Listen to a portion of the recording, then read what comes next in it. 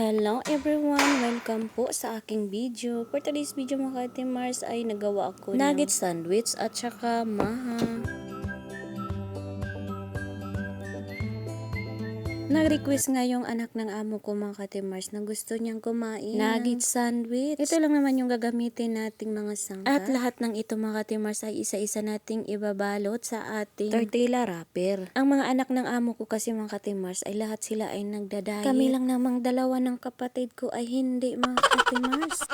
Libre kasi akong magluto dito mga Ate Mars, kaya kung ano yung naisip naming lulutuin ay pwede kong gawin. Kaya hindi ko na lang talaga inumpisahan mga Ate Mars ang magda-diet. Madali lang kasi din itong gawin mga Ate Mars. Inuna lang natin yung ating pagkatapos niyan, isa-isa nating ilagay yung ating mga niredy nating mga sangkap. Chicken nuggets nga yung ating ginamit ngayon mga Ate Mars, kasi nga chicken nuggets sandwich yung ginawa natin ngayon. Prinito lang natin yung ating nuggets mga Ate Mars, at pagkatapos niyan ay nilagyan natin ito ng cucumber pickles. Pagkatapos ay nilagyan din po natin ito ng cheese. Atiro lang po natin yan. At pagkatapos niyan ay ilagay natin din ito sa ating toast. Dito sa bansang Silangan mga Ate Mars ay hindi talaga sila kumakain ng kanin, kaya iba't ibang klaseng sandwich ang ginagawa Kapag ko. Huwebes at Biyernes lang mga Ate Mars ay kakain sila ng kanin kung merong bisita or pupunta dito ang mga kapatid Ang ng mga amo anak ko. at mga apo naman ng amo ko ay pupunta din dito ng isang bisis din sa isang linggo. Every Wednesday po sila nandito mga Kaya Ate Mars. sa isang linggo, 2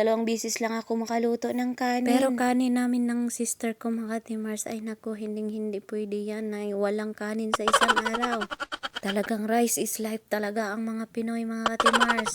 Mayroon nga pala akong karanasan mga Ate Mars na ibabahagi ko sa inyo. Nagbabaka sakali ako mga Ate Mars na baka meron ako mga followers or mga viewers na nandito ngayon sa ibang bansa. Nakatulad ng naranasan ko din. Ang totoo kasi mga Ate Mars, pangalawang bisis akong nagkaroon ng employer dito. Noong una kong amo mga Ate Mars ay mabait din sila. Kaya lang talaga mga Ate Mars, hindi sila nang lilibre ng pagkain. Pati wifi ko mga Ate Mars, internet, akin yung gastos. At dahil sa COVID na nangyari mga Ate Mars, hindi talaga ako nakabalik ng bahay ampunan. Natiis ko talaga yun mga Ate Mars. Ang plano ko sana ay uuwi na lang muna. Ang problema mga Ate Mars ay wala akong vaccine. Kaya ang ginawa ko mga Ate Mars ay nagpahatid ako sa bahay ampunan or agency dito sa bansang Silangan. Kaya nagpasya na lang ako mga Ate Mars na hindi lang muna uuwi. Dahil yung manager ng agency mga Ate Mars ay naghahanap din yung nanay niya ng katulong. Kaya ngayon mga Ate Mars, andito ako sa nanay ng manager ko. At dahil love ko talaga ang pagluluto mga Ate Mars. Ang bilis naming nagkasundo ng nanay ni manager. At sa awa ng Panginoon mga Ate Mars ay 6 na taon na ako dito sa bansang Silangan na At to. ang maganda pa niyan mga Ate Mars, Nakuha pang kunin ng amo ko yung kapatid ko. Kaya mga Ate Mars, dalawa kami ng kapatid ko dito sa bahay ng amo ko Siya ngayon. naman ang tagalinis, ako naman ang tagaluto. Lagi kaming nagtulungan sa lahat ng mga gawain. Napakalaki talaga yung pagkaiba ng dati kong amo sa amo ko ngayon. Sa dating amo ko nga mga Ate Mars ay wala akong libre lahat. Pero sa amo ko ngayon ay libre ako lahat mga Ate Mars, at sobra-sobra pa yung mga pagkain. Kaya masasabi ko talaga mga Ate Mars, ang pangibang bansa talaga ay swerte-swerte lang. Huwag kang matakot bumalik sa agency mga Ate Mars kung sakaling hindi sinusunod ng amo mo yung kontrata mo. Kasi kapag lagi kang nagtitiis, ikaw lang din yung kawawa. Minsan din kasi mga Ate Mars, nang dahil sa takot, nawalan tayo ng lakas na loob para maipaglaban natin kung ano yung tama at kung ano yung ikabubuti sa atin. Kaya kung ikaw mga Ate Mars, kung nakaranas ka ng ganyan sa buhay mo dito sa bansang Silangan, ay huwag kang matakot bumalik sa bahay ampunan or sa agency. At huwag ka ding mawala ng pag-asa dahil may tamang panahon na makamit mo ang minimithi mong pangarap. Kaya sa lahat ng mga kapwa ko OFW, laban lang tayo. Hanggat kaya pa ng katawan natin, hindi tayo susuko. At kung feeling mo pagod na pagod ka na, pahinga ka lang. At pagkatapos niyan, bumangon muli at patuloy na lalaban sa lahat ng mga hamon sa buhay. Maraming salamat po sa inyong panonood guys. Kung nagustuhan po ninyo aking video, please subscribe to my YouTube channel. Likes, comment, and share po. Maraming salamat. Have a great time. See you for my next video guys. Bye bye.